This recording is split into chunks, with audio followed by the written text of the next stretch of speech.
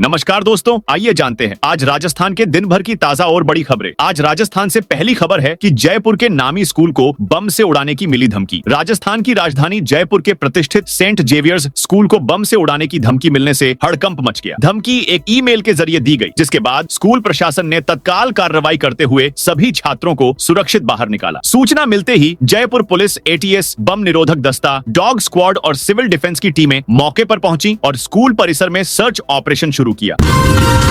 किसान सम्मान निधि में धनतेरस पर किसानों को मिलेगी 1000 रुपए की अतिरिक्त राशि। राजस्थान सरकार द्वारा किसान उत्थान की दिशा में एक और महत्वपूर्ण कदम उठाते हुए मुख्यमंत्री किसान सम्मान निधि योजना प्रारंभ की गई है, जो भारत सरकार की प्रधानमंत्री किसान सम्मान निधि योजना के क्रम में संचालित है। धनतेरस पर यानी शनिवार को किसानों को 1000 रुपए की अतिरिक्त राशि मिलेगी। उप रजिस्ट्रार सहकारी समितियां विनोद कुमार कोठारी ने बताया कि इस योजना के अंतर्गत राज्य सरकार द्वारा राज्य बजट से प्रतिवर्ष 3000 की राशि किसानों के खातों में प्रत्यक्ष लाभ अंतरण डीबीटी के माध्यम से जमा की जा रही है, जिससे किसानों को सीधा आर्थिक लाभ प्राप्त हो रहा है। इसी क्रम में राज्य सरकार द्वारा धनतेरस को दोपहर 2 बजे नदबई जिला भरतपुर में राज्य स्तरीय कार्यक्रम आयोजित किया जाएगा। राजस्थान हाईकोर्ट में दीपावली अवकाश शुरू। राजस्थान हाईकोर्ट में आज से दीपावली की छुट्टियां शुरू हो गई हैं। इस अवसर पर वकीलों की मांग पर शुक्रवार को एक साथ 879 जमानत याचिकाओं को सुनवाई के लिए सूचीबद्ध किया गया। इन याचिकाओं पर 6 अलग अलग बेंचों ने सुनवाई। इस विशेष व्यवस्था से उन लोगों को राहत मिली जो लंबे समय से जमानत का इंतजार कर रहे थे। राजस्थान में मेयर चुनाव का नया फॉर्मूला। राजस्थान में नगर निकाय चुनावों में महापौर, सभापति और चेयरमैन के चुनाव को लेकर बड़ा बदलाव होने जा रहा है। 16 साल बाद एक बार फिर मेयर का चुनाव सीधे जनता द्वारा कराने की तैयारी चल रही है। इस बदलाव के तहत अब पार्षदों की बजाय आम जनता ही नगर निगमों के महापौर और नगर निकायों के प्रमुखों को चुनेगी। इस प्रस्ताव पर शहरी विकास एवं आवास यूडीएच विभाग में गहन मंथन चल रहा है। यूडीएच मंत्री झाबर सिंह खर्रा ने इस संबंध में बड़ा संकेत देते हुए कहा कि इस मुद्दे पर अंतिम फैसला दिवाली के बाद लिया जाए। सरकार इस बदलाव से पहले विधायकों, सांसदों और अन्य जनप्रतिनिधियों से राय लेने की प्रक्रिया शुरू करने जा रही है।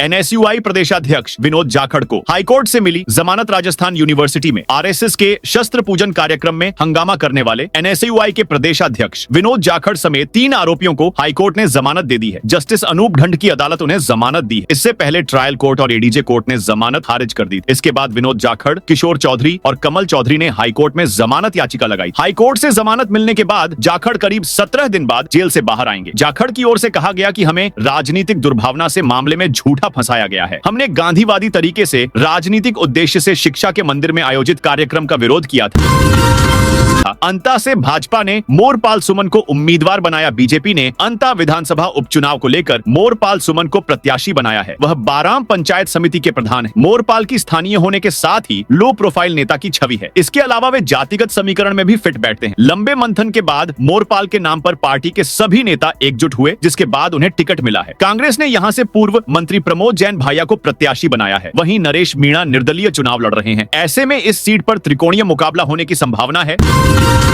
चूरू पुलिस की बड़ी कार्रवाई। एजेटीएफ चूरू और कोतवाली पुलिस की संयुक्त टीम ने त्वरित कार्रवाई करते हुए अंतरराज्यीय टटलू गैंग के 7 शातिर आरोपियों को गिरफ्तार किया है। पुलिस ने आरोपियों के कब्जे से करीब 2 लाख रुपए नकद, 3 करोड़ रुपए के नकली नोट और 2 लग्जरी वाहन बरामद किए हैं। कोतवाली एसओ सुखराम चोटिया ने बताया कि वार्ड 47 निवासी हरिराम ने रिपोर्ट दर्ज कराई थी कि 16 अक्टूबर को 7 लोगों ने उससे 50,000 रुपए की ठगी। आरोपियों ने 50,000 रुपए के बदले उसे 500 रुपए की 20 गड्डियां दी। जब हरिराम ने गड्डियों को चेक किया तो पाया कि केवल आगे और पीछे के नोट असली थे, बाकी सारे सफेद कागज थे, जिनके किनारों को नोट जैसा दिखाने के लिए रंगा गया था। दीपावली पर अलवर पुलिस सतर्क। दीपावली पर्व को जिला पुलिस अधीक्षक सुधीर चौधरी एवं अतिरिक्त पुलिस अधीक्षक शरण कांबले ने शुक्रवार को शहर के प्रमुख मार्गों और बाजारों का निरीक्षण कर सुरक्षा व्यवस्था का जायजा लिया। इस दौरान ईएसपी ने पुलिस अधिकारियों को निर्देश दिए कि त्योहार के समय शहर में बढ़ने वाली भीड़ और यातायात के दबाव को देखते हुए विशेष सतर्कता बरती जाए। एसपी चौधरी ने बताया कि दीपावली पर शहर में शांति व्यवस्था बनाए रखना पुलिस की सर्वोच्च प्राथमिकता है। 1 साल पहले तैयार करना था 190 बेड का अस्पताल। भवन नागौर जिला मुख्यालय के जेएलएन राजकीय जिला अस्पताल परिसर में पिछले करीब 3 साल से निर्माणाधीन 190 बेड के अस्पताल भवन का कार्य आज भी अधूरा है। ठेकेदार को इस भवन का काम जुलाई 2024 में पूरा करना था। वहां 16 महीने ऊपर होने के बावजूद काम पूरा नहीं हो पाया है। इसके चलते जेएलएन अस्पताल में चिकित्सा सेवाएं प्रभावित हो रही हैं। ठेकेदार जिस गति से काम कर रहा है उसको देखते हुए इस साल काम पूरा होते नहीं दिख रहा है। निर्माण एजेंसी आरएसआरडीसी के अधिकारियों का कहना है कि दिसंबर 2025 तक काम पूरा कराने की कोशिश कर रहे हैं। वहीं जेएलएन अस्पताल अस्पताल के पीएमओ डॉ आर.के. अग्रवाल ने बताया कि निर्माण कार्य यथाशीघ्र पूरा करवाने के लिए जिला कलेक्टर को पत्र लिखा है।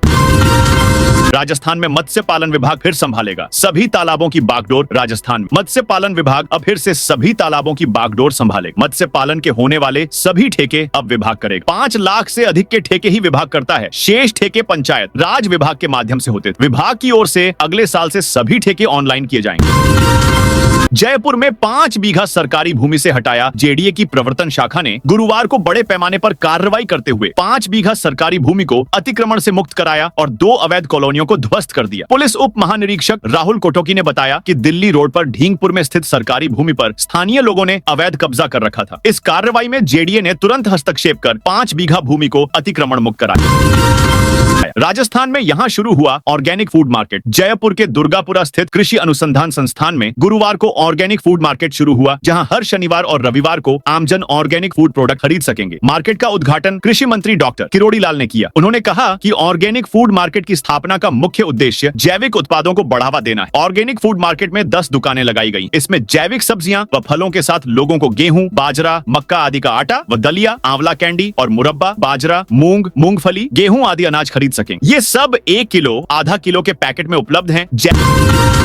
जैसलमेर बस अग्निकांड की पुणे की एजेंसी करेगी जांच। जैसलमेर बस अग्निकांड की तकनीकी जांच central institute of road transport (CIRT) Pune की टीम करेगी। यह टीम घटनास्थल पर जाकर जांच पड़ताल करेगी। यह टीम हादसे की वजह, किसकी लापरवाही, क्या कमियां रही, किसकी जिम्मेदारी थी, इन बिंदुओं पर काम करेगी और राज्य सरकार को रिपोर्ट सौंपेगी। इस हादसे के बाद एक्शन में आए परिवहन विभाग ने मामले की गहराई से जांच के लिए जयपुर से विशेष टीम भेजी है। इस टीम को नेतृत्व ज्वाइंट ट्रांसपोर्ट कमिश्नर OP बुनकर कर रहे हैं। उन्होंने मौके पर पहुंचकर बस यार्ड का निरीक्षण किया और हादसे के तकनीकी कारणों की जानकारी ली।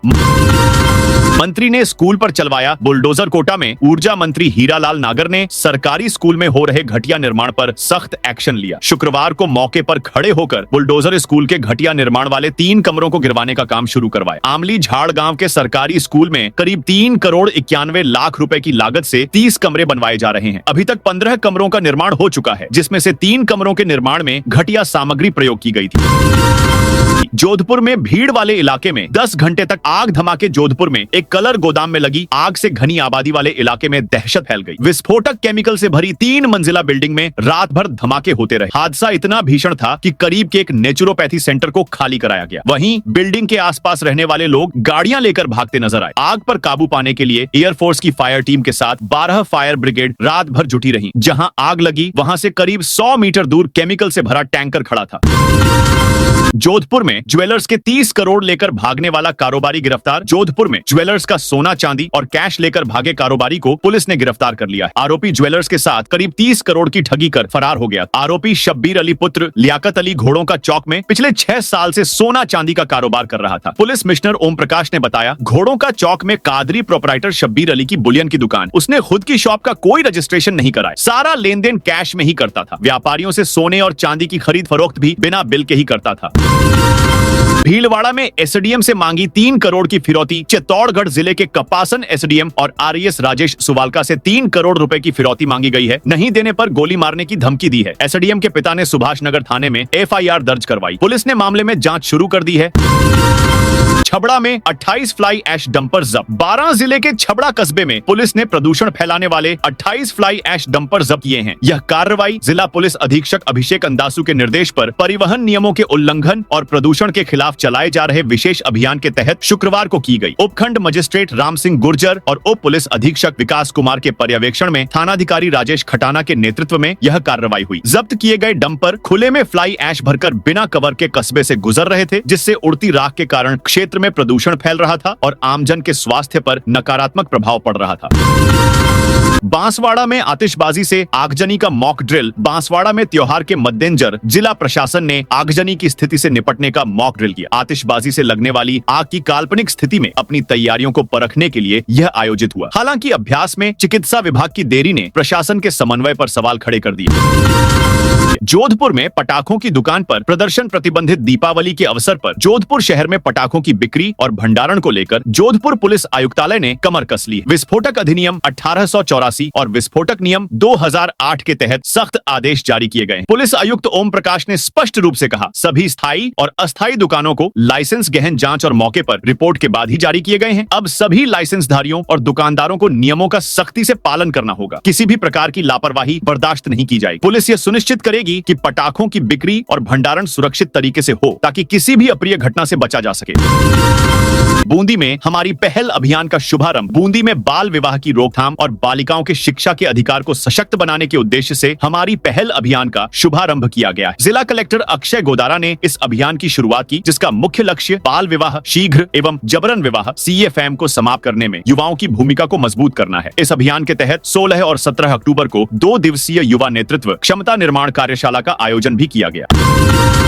अलवर के बाजार में अब बिक सकेंगे ग्रीन पटाखे। इस बार दीपावली पर अलवर के बाजारों में ग्रीन पटाखे बिक सकेंगे। सुप्रीम कोर्ट की गाइडलाइन के अनुसार 2 दिन तक पटाखे फोड़ने और बेचने की सशर्त मंजूरी दी गई है। जिला प्रशासन ने अधिकृत पटाखा दुकानों के लिए अलग से जगह निर्धारित नहीं की है। प्रशासन का कहना है कि कोर्ट का आदेश देर से आने के कारण पटाखा विक्रेताओं को दुकानों के लिए जगह आवंटित करने का समय नहीं बचा। इसी वजह से अब बाजारों में ही खुले में ग्रीन पटाखों की बिक्री होगी। हालांकि शुक्रवार से ही बाजारों में सड़क किनारे तिरपाल लगाकर और रेहड़ियों पर पटाखे बिकने शुरू हो गए हैं।